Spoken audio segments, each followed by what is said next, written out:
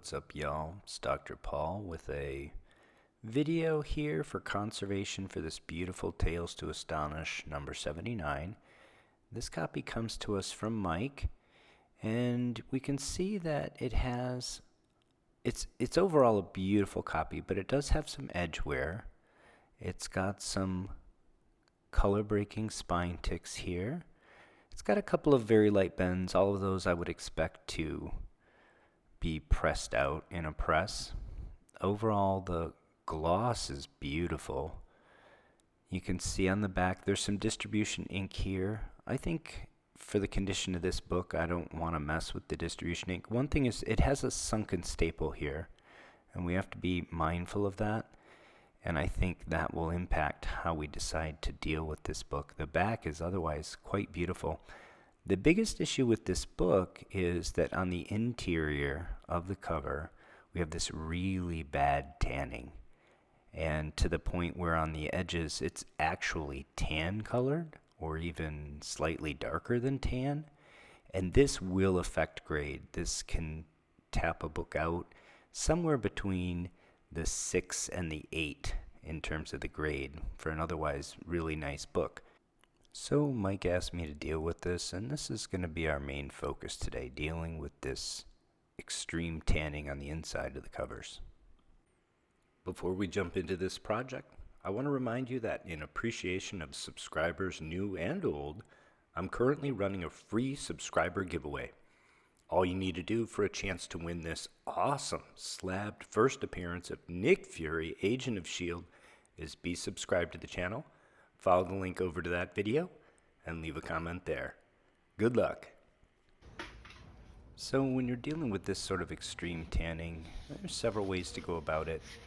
You can use the techniques from the book Comic Book Stain Removal and Whitening by Michael Sorensen, and I do recommend it. I recommend that you familiarize yourself with the techniques of HOP, which is a heat overlay press, and the blue LED techniques, and the misting in blue LED, and the overlay in blue LED.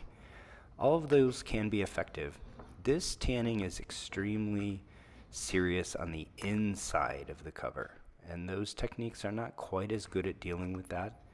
So we're going to just disassemble the book, and we're going to remove the cover and deal with the cover independent of the rest of the book. Now you see me here using two tools from Immaculate Comics. You see me right at the moment using the Capable staple tool, and it has a little groove on the bottom that allows me to put pressure on the book to keep it all nice and flat while I bend up the staple prong. And then you'll see me use the Flawless staple tool right here. These are both, again, from Immaculate Comics. I recommend both of them. They work quite well. So we're going to disassemble the book today, and we're going to use a washing and deacidification step. And one of the reasons that I'm doing this, we've been working a lot on Golden Age books of late, and the Silver Age books do not tolerate this kind of washing nearly as well as Golden Age books do. They're a lot more fragile with respect to the paper, with respect to the gloss, with respect to the ink, and so they do need to be treated differently. And we haven't dealt with a Silver Age book in, I think, over a year. We've been doing mostly Golden Age books. So I wanted to do a Silver Age book on the channel where we do an aqueous wash and talk about some of the differences, because I want people on the channel to be able to use these techniques across books from different ages and to have some measure of success. So you'll see me using these techniques. I go over the staple removal in great detail in the last series on conservation, the one for America's Best Comics number 12, and you can check that out for a lot more detail. Here, just suffice to say, I'm using those same techniques, and you saw me use my block of Delrin. I use a piece of painter's tape here to mark the staples, top and bottom, and also to keep the orientation correct. Now, CGC will look at your staples literally with a magnifying glass. in the centerfold. They're going to look at those prongs and how they've been bent down. They're going to look at them for any signs of scratches, any evidence that they've been removed. And that doesn't necessarily impact your grade, but it's a bit of a red flag for CGC. It gives them an idea that the book has maybe been messed with, and they will look further at other things. They will just take a bit of a closer look to see if there are other things that the book has been messed with on, essentially. So one of the things that I do is I take great pains to keep the top staple top, bottom staple bottom, but even the top arm of the top staple should go in through the top hole. Okay, so I've oriented them on the tape, and I'm going to set it aside in a way that that can't be messed up. Now we can remove the bulk of the book, all the inner wraps. Beautiful Bill Everett art. This issue is a treat. This issue of Tales to Astonish. Bill Everett on pencils on both of the stories in this book. Here you see that extreme tanning and how much work we have to do. You also see there's distribution ink across the top of both the front and back cover. Down the centerfold, the tanning's not quite as bad as it is in its worst places. I would say it's cream. At the very top edge on both the back cover and the front cover is where we see the color actually achieving tan. So we're preparing for aqueous bath here. We're going to use just water, just literally warm tap water. Now I have I have a well and I have lime-based water here, but this is just warm tap water. I have my heater set to 120 degrees Fahrenheit. That is my water heater. The water itself is less than that because it travels through pipes and it doesn't come out exactly at that temperature. But I have just 2 sheets of Ramée in my photo development tray. And what I'm doing now is removing air bubbles that would make it so that the water doesn't interact with the page. So again, this is obviously just warm tap water, so nothing in terms of chemicals here to be concerned with other than having clean hands so that I'm not imparting any oils or anything into this bath. Now here's where Silver Age can vary dramatically from Golden Age books. I am going to do a 5-minute wash on this page with nothing but warm tap water. And you see right there, 5 minutes have elapsed. I'm going to take this, and what I've done is I have 2 of these photo development trays. This is a photo development tray with another ½ liter of water. And what I'm going to do is I'm going to lift the page from the other tray and drop it into this tray. So it's gone from the first tray for 5 minutes to this second tray for 5 minutes. Now I'm going to do one last 5-minute wash. So this is a total of 15 minutes. I'm doing this a little bit to have a little bit of flow. This is similar to rocking in terms of pushing water around so that you can take full effect of the diffusion that occurs during the wash. And that is it. That is really all these Silver Age pages will tolerate, and you do not want to push it. 5 to 10, 15 minutes max on just tap water is about what you can expect to successfully get whitening. And so now we're going to start the drying process. It is imperative that you start the drying process as promptly as you can after completing the aqueous bath. So why is that important? It's important because these inks are definitely not as robust on Silver Age books as they are in Golden Age books, and you can get ink bleed and ink loss. So I'm going to dry this page as quickly as I can. This is between paper towels and my repurposed granite. And while the cover is drying, let's have a look at the rinsate that came off from these aqueous washes. This first one here, I used about 500 mils in each of the washes. The first one here you can see is extremely dark. The second one is quite a bit lighter. And the third and final wash, as you can see, is really not showing much tanning at all. It's almost like clear water. And I'm going to change these paper towels out fairly aggressively. Change them out at 5 minutes, then 10 minutes, then an hour, then 2 hours, 4 hours, and I'll have this page dry in less than half a day.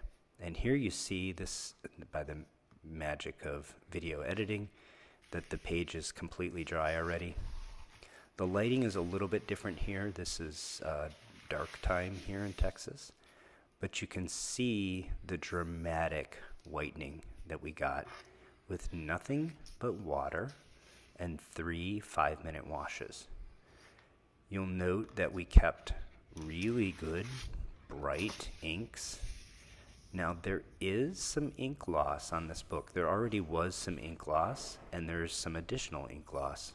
It is most evident along that top edge in the red, but it is time for this book to go back together. So here's our inner wraps. You can see now where the cover was considerably darker than the inner wraps. Now the cover is considerably lighter than the inner wraps, and we'll do a before and after at the end of the video so you can see the total amount of whitening that occurred with just 3 5-minute washes. But now it's time for this book to go back together. Now, I said this page is dry. It's still just a little bit damp, similar to if it had been in a humidity chamber. So it's going to fold back over these wraps, really with no drama at all.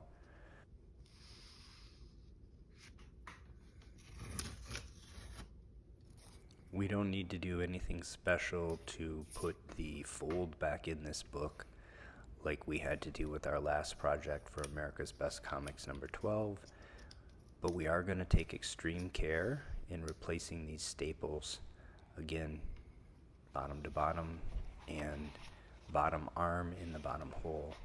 Now, this is always a little bit dicey. Sometimes you just push it right in and it just goes in. Other times you can struggle for 5 or 10 minutes with a single staple. So the more you do it, the better you get at it. You want to just be patient and careful because there is a lot of stress on those staple holes, and that is where you can damage a book. So take your time, be patient, keep your sticky surfaces away from the stuff you're working on.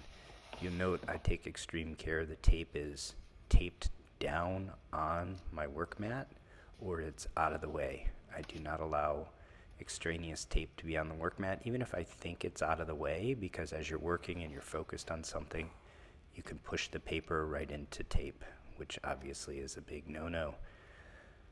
So I didn't edit this out. I left it in because I wanted to be real and I wanted to show you that you can struggle getting these staples in, even though I've done hundreds, perhaps thousands of these.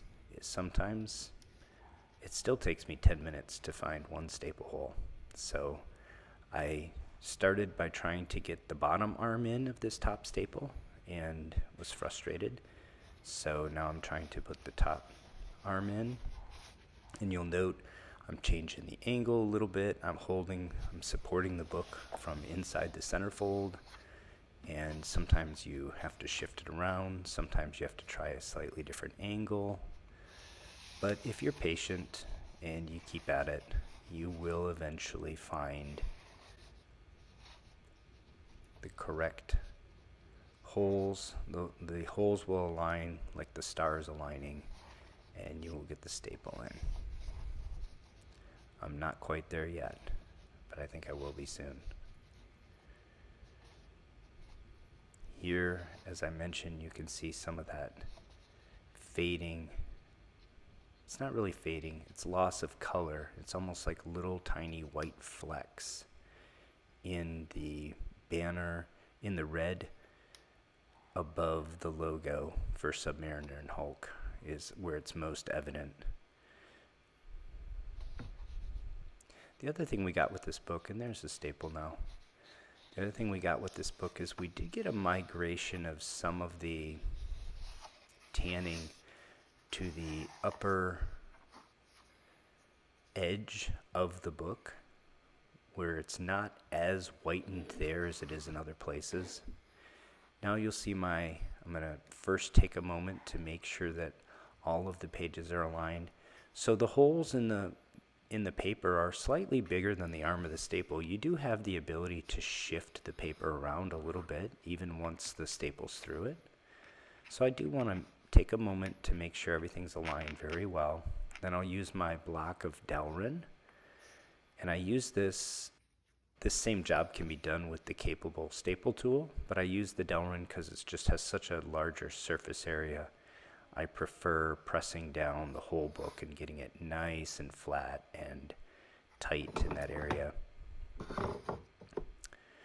Note again that I just push the arm down with my thumbnail. As I'm doing that, I will look at where the impression from the staple arm is, and I will push the staple into that same impression in the paper.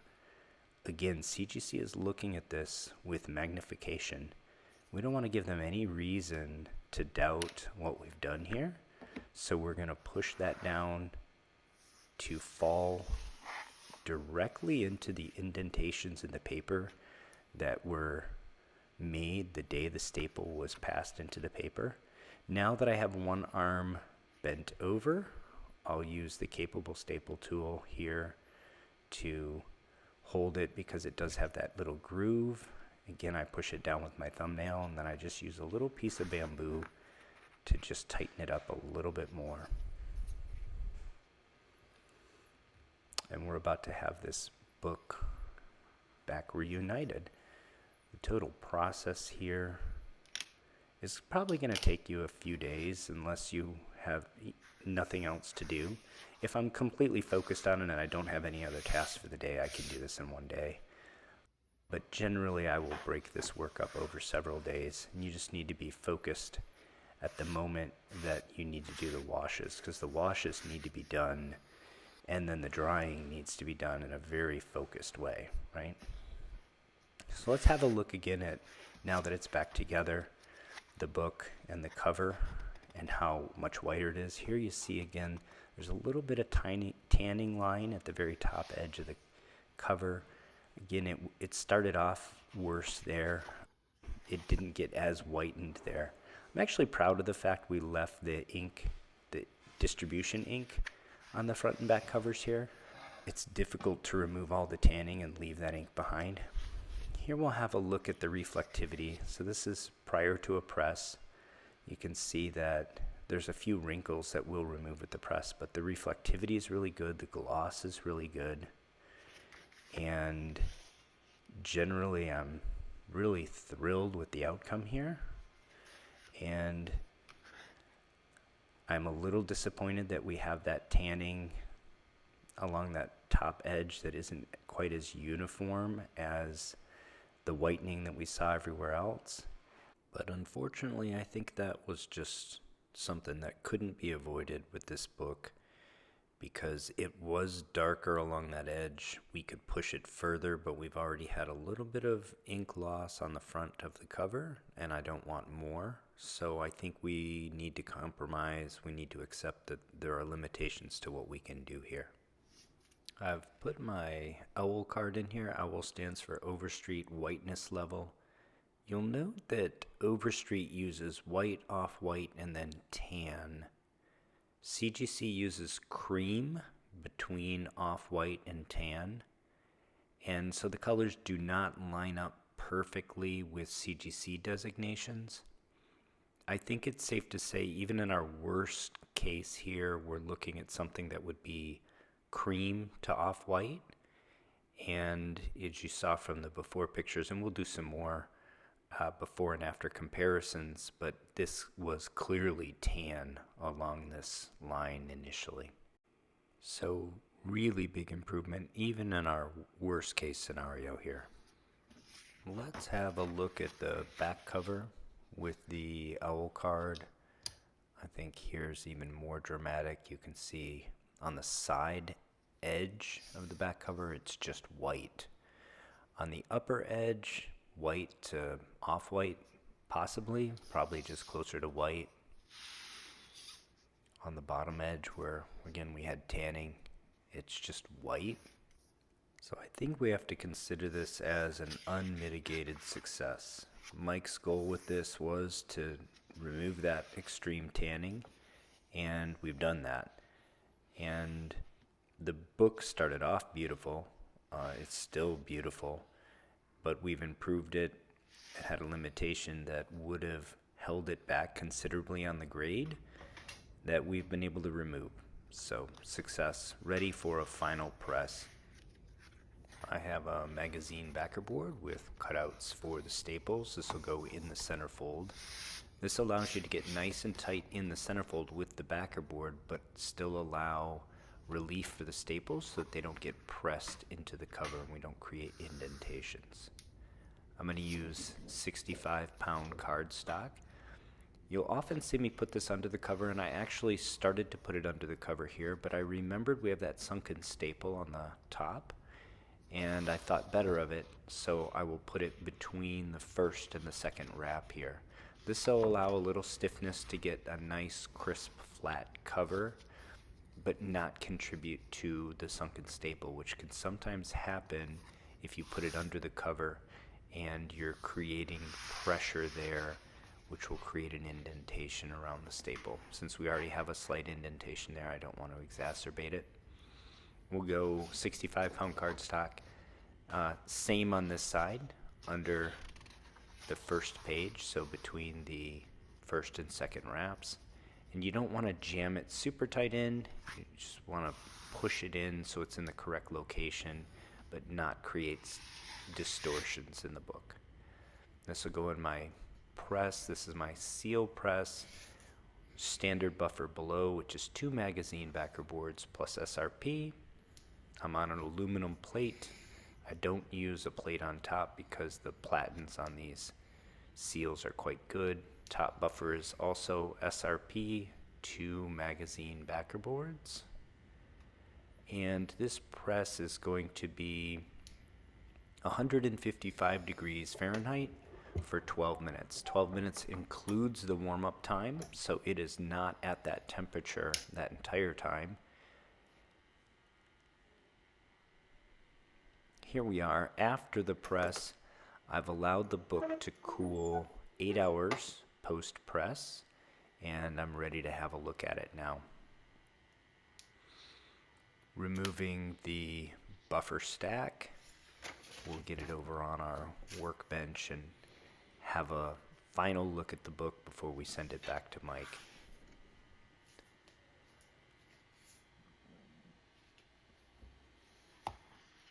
And I really almost couldn't be happier.